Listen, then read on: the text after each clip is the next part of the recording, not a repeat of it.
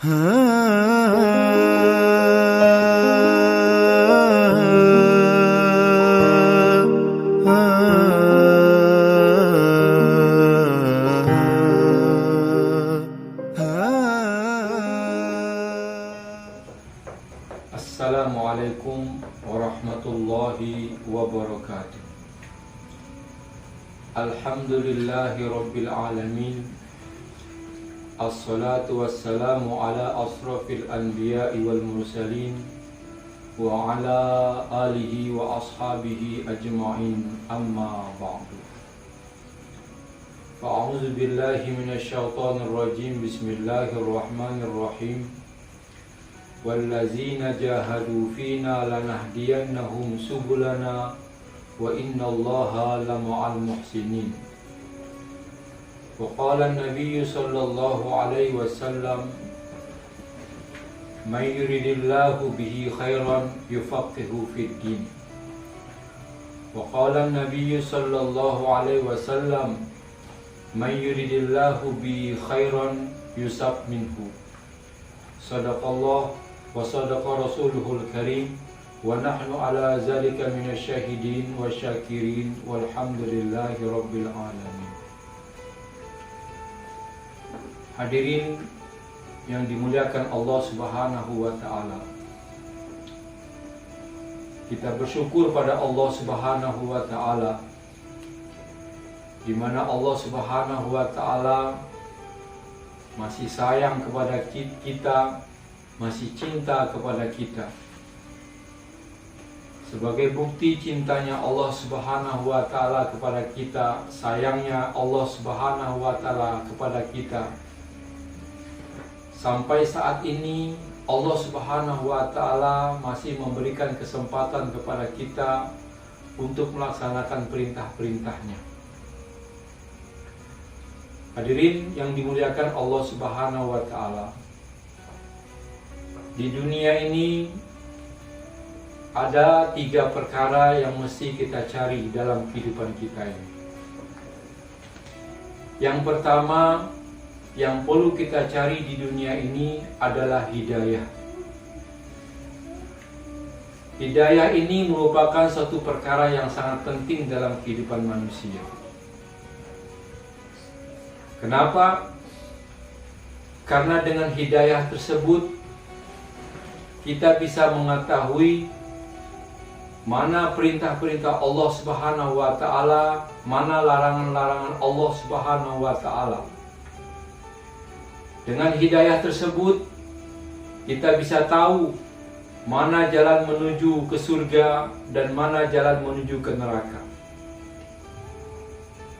Hidayah ini merupakan perkara yang sangat penting dalam kehidupan manusia. Sehingga apabila hidayah ini ada dalam kehidupan kita, maka Allah Subhanahu wa taala akan mudahkan kepada kita semua untuk melakukan perintah-perintah Allah Subhanahu wa taala. Apa itu hidayah? Hidayah adalah suatu nur yang Allah Subhanahu wa taala masukkan ke dalam hati seorang hamba.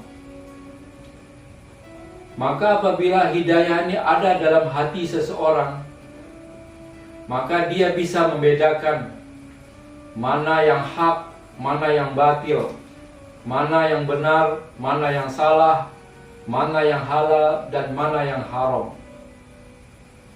Sama seperti dengan mata kita. Walaupun mata kita ini bisa melihat, tetapi kalau tidak ada cahaya, apakah itu cahaya matahari, bulan, lampu, dan lain sebagainya, maka kita tidak akan bisa melihat benda-benda yang ada di depan kita ini.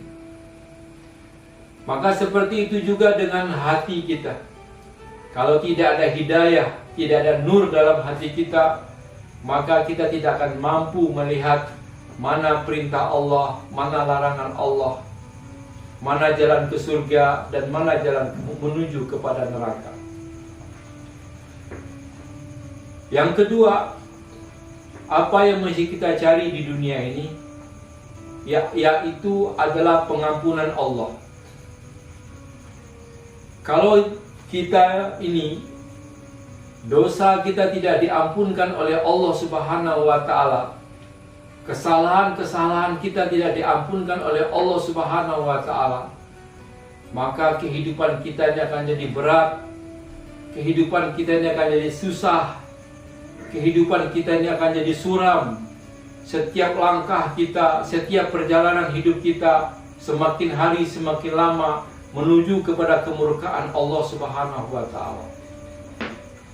Maka atas perkara itulah kita mohon kepada Allah Subhanahu wa taala bagaimana dosa-dosa kita diampunkan oleh Allah Subhanahu wa taala.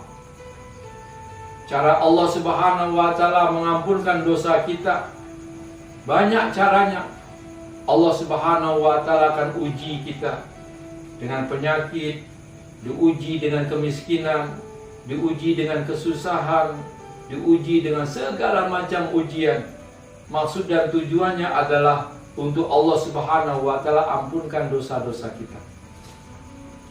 Maka siapa yang diampunkan dosanya oleh Allah Subhanahu wa taala, maka ini suatu alamat Allah Subhanahu wa taala menghendaki kebaikan kepada dia. Siapa yang diberi taufik oleh Allah Subhanahu wa taala bertobat, maka berarti tanda bahwasanya Allah Subhanahu wa taala itu cinta kepada dia. Dan yang ketiga, hadirin berbahagia, perkara yang mesti kita cari di dunia ini adalah pertolongan Allah Subhanahu wa taala. Hidup kita ini kalau tidak ditolong oleh Allah Subhanahu wa taala, seringan-ringannya masalah dalam kehidupan kita, maka tidak akan mampu kita untuk menyelesaikan masalah tersebut kalau masalah kita tidak ditolong oleh Allah Subhanahu wa taala. Tetapi seberat apapun masalah dalam kehidupan kita, kalau masalah tersebut ditolong oleh Allah Subhanahu wa taala, maka semuanya akan jadi mudah. Semuanya pasti ada jalan keluarnya. Wa may yattaqillaha yaj'al lahu makhrajan wa yarzuqhu min haitsu la yahtasib.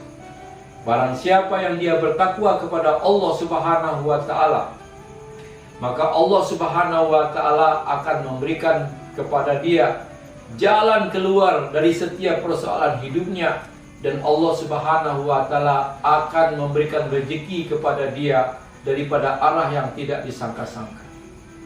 Maka hadirin yang memuliakan Allah Subhanahu wa taala, inilah tiga perkara yang mesti kita cari di dunia ini. Yang pertama adalah hidayah Allah, yang kedua adalah pengampunan Allah, dan yang ketiga adalah pertolongan Allah Subhanahu wa taala.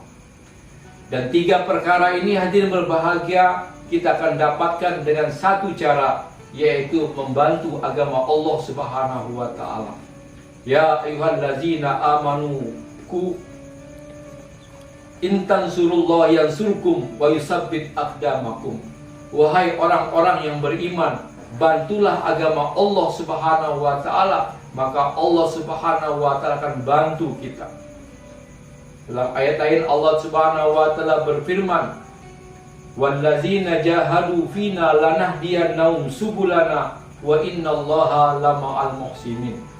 Barang siapa yang mau bermujahadah di jalan kami, maka kami akan tunjukkan kepada dia jalan-jalan hidayah, dan Allah Subhanahu wa taala bersama dengan orang-orang yang berbuat baik.